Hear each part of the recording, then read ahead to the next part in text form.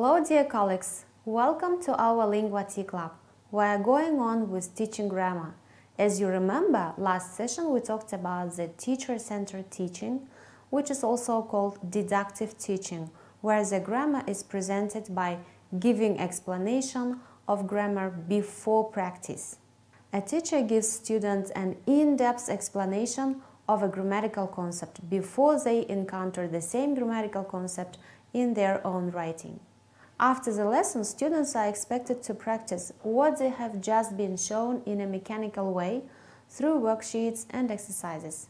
This type of teaching, though common, has many people, including teachers, rethinking such methods as more secondary level students are revealing subpar literacy skills and in adulthood.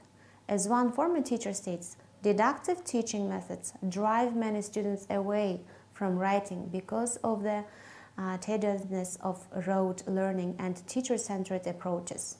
So today we will see how to teach grammar using guided discovery method. So we guide, which is also called inductive teaching grammar.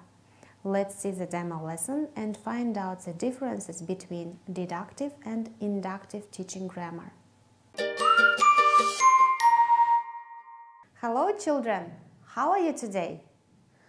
Look at the picture. What is the action? Yes, reading a newspaper.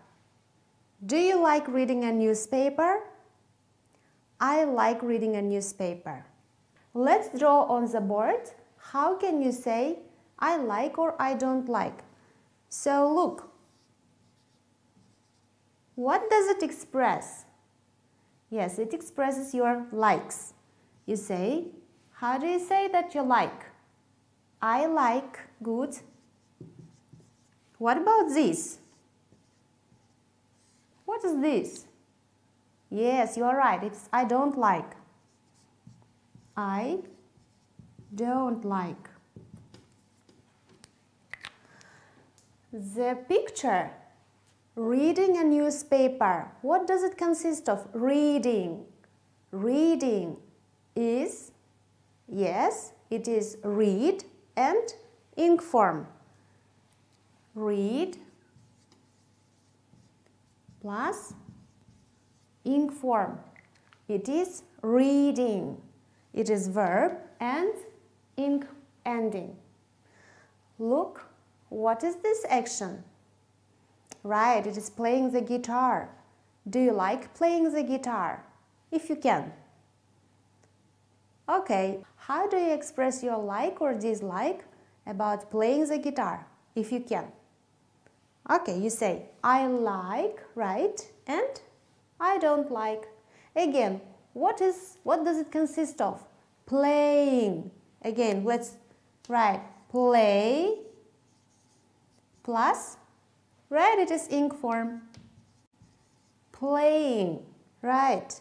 What do you think? What is it? It is verb, yes, and ink ending, ing ending. So when we have verb with ing ending, do you know how to call it? It is called gerund. Right. When you want to express your likes and dislikes, you can use verb with ing ending, and it is called gerund. Plus verb with ing form, which is called gerund. Now look at the pictures and make up your sentences. So this picture.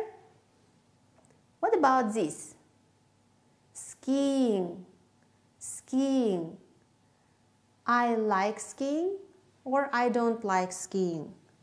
What about doing your homework? Do you like doing your homework? I don't like doing homework. What about reading? You say your answer. What about cooking? Do you like cooking? I see. What about this? Look, what is the action? It is watching football on TV. Do you like it? Good. Now, children, you know how to express your likes and dislikes with what? Yes, with gerund. Good job. Dear teachers, welcome back and we will discuss the lesson. What did you notice? If you remember the last lesson and today's lessons, what are the differences? Yes, the teaching was different. In the previous lesson, the teacher, me, gave all the instructions and explanation of grammar herself. But in today's lesson, the rules and the explanation were made by students. They were guided by questions to lead them to the correct answer. The inductive method of teaching grammar involves presenting several examples that illustrate a specific concept and expecting students to notice how the concept works. From these examples, no explanation of the concept is given beforehand, and the expectation is that students learn to recognize the rules of grammar in a more natural way during their own reading and writing. Discovering grammar and visualizing how these rules work in a sentence allow for easier retention of the concept than if the students were given an explanation that was disconnected from the examples of the concept. The main goal of the inductive teaching method is the retention of grammar concepts, with teachers using techniques that are known to work cognitive and make an impression on students' contextual memory. Guided discovery, also known as inductive approach, is a technique where a teacher provides examples of a language item and helps the learners to find the rules themselves. Examples. For example, the learners are shown a problem page containing various examples of the second conditional. If I were you.